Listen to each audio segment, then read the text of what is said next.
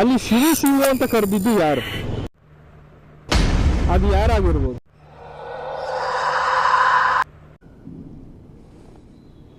ಹೋ, ಈಗ ಬಂದ್ರಾ? ಬನ್ನಿ, ನಾನು ಇವತ್ತು ನಿಮಗೊಂದು ರಿಯಲ್ ಎಕ್ಸ್ಪೀರಿಯೆನ್ಸ್ ಆಗಿರೋ ಸ್ಟೋರಿನ ಶೇರ್ ಮಾಡಬೇಕು ಅಂತ ಅಂದ್ಕೊಂಡಿದ್ದೀನಿ. ಸೊ ಟೈಮ್ ಇವಾಗ ಆಲ್ಮೋಸ್ಟು 11:43 ಆಗಿದೆ. ಸೊ ಬನ್ನಿ, ಹೋಗ್ತಾ ಮಾತಾಡೋಣ.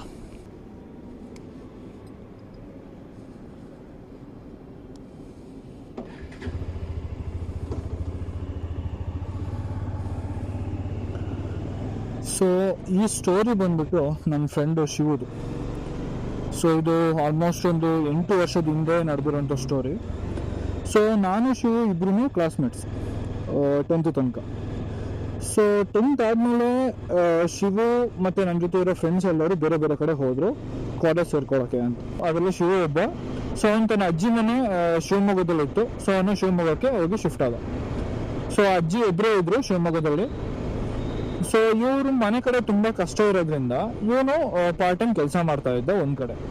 ಸೊ ಶಿವಮೊಗ್ಗ ಸಿಟಿಯಿಂದ ಇವರ ಮನೆ ಅಂದರೆ ಅಜ್ಜಿ ಮನೆ ತುಂಬ ದೂರ ಇತ್ತು. ಒಂದು 5ರಿಂದ 6 ಕಿಲೋಮೀಟ್ರ್ ಇತ್ತು. ಸೊ ಒಂದಿನ ಶಿವು ಕಾಲೇಜ್ ಮುಗಿಸಿ 3 ಗಂಟೆ ಮೇಲೆ ತನ್ನ ಕೆಲಸ ಏನಿದೆ ಅದನ್ನು ಮಾಡ್ಕೊಂಡು ಬರೋಕ್ಕೆ ಅಂತ ಹೋಗಿದ್ದ.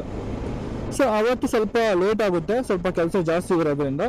ಸೊ ಇವನು ಏನು ಮಾಡ್ತಾನೆ, ಎಲ್ಲ ಕೆಲಸ ಎಲ್ಲ ಮುಗಿಸಿ ಸೊ ಅಲ್ಲಿಂದ ಹೊರಡ್ತಾನೆ. ಸೊ ಅವನ ಜೊತೆ ಒಂದು ಹೀರೋ ಸ್ಪ್ಲೆಂಡರ್ ಬೈಕ್ ಇತ್ತು. ಸೊ ಅವನು ಮನೆ ಕಡೆ ಹೊರಡ್ತಾನೆ.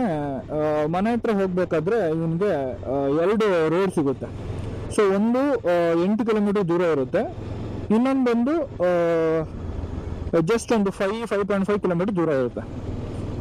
ಸೊ ಯೂಶಲಿ ಯಾವತ್ತೂ ಅವನು 8 ಗಂಟೆ ಇಷ್ಟೊತ್ತಿಗೆ ಹೋಗ್ತಾ ಇರ್ತಾನೆ. ಬಟ್ ಇವತ್ತೊಂದು ಸ್ವಲ್ಪ ಲೇಟ್ ಆಗಿರೋದ್ರಿಂದ ಇವನು ಯಾವ ರೋಡ್ ಚೂಸ್ ಮಾಡಬೇಕು ಅನ್ನೋದು ಇವನಿಗೆ ಗೊತ್ತಾಗ್ತಿರಲ್ಲ. ಯಾಕಂದರೆ ಈ 5.5 ಕಿಲೋಮೀಟ್ರ್ ಏನಿದೆ ರೋಡು, ಈ ರೋಡ್ ಕಡೆ ಯಾವತ್ತೂ ಬರಬೇಡ ಅಂತ ಈ ಮನೇಲಿ ಯಾವತ್ತೂ ಹೇಳ್ತಾ ಇರ್ತಾರೆ ಅಜ್ಜಿ. ಸೊ ರೀಸನ್ ಏನು ಅಂದರೆ ಅಲ್ಲೊಂದು ಸ್ಮಶಾನ ಇದೆ. ಸೊ ಆ ರೋಡಲ್ಲಿ ರಾತ್ರಿ ಆದರೆ ಯಾವ ಜನಗಳನ್ನು ಏನು ಓಡಾಡಲ್ಲ.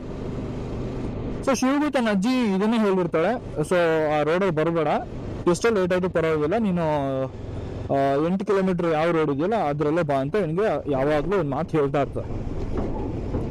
ಬಟ್ ಇವತ್ತು ಅಂದರೆ ಆ ದಿನ ಏನೋ ಇವನು 11:30 ಆಗಿತ್ತು.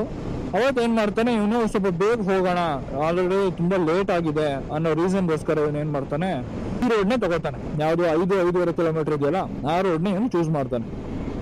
ಸರಿ ಆಯಿತು ಅಂತ ಮುಂದೆ ಮೆಲ್ಲೇ ಹೋಗ್ತಾನೆ. ಅದೊಂದು ತುಂಬ ದಟ್ಟವಾದ ಕಾಡು ಮತ್ತು ಅದೊಂದು ಹಿಲ್ ಸ್ಟೇಷನ್. ಸೊ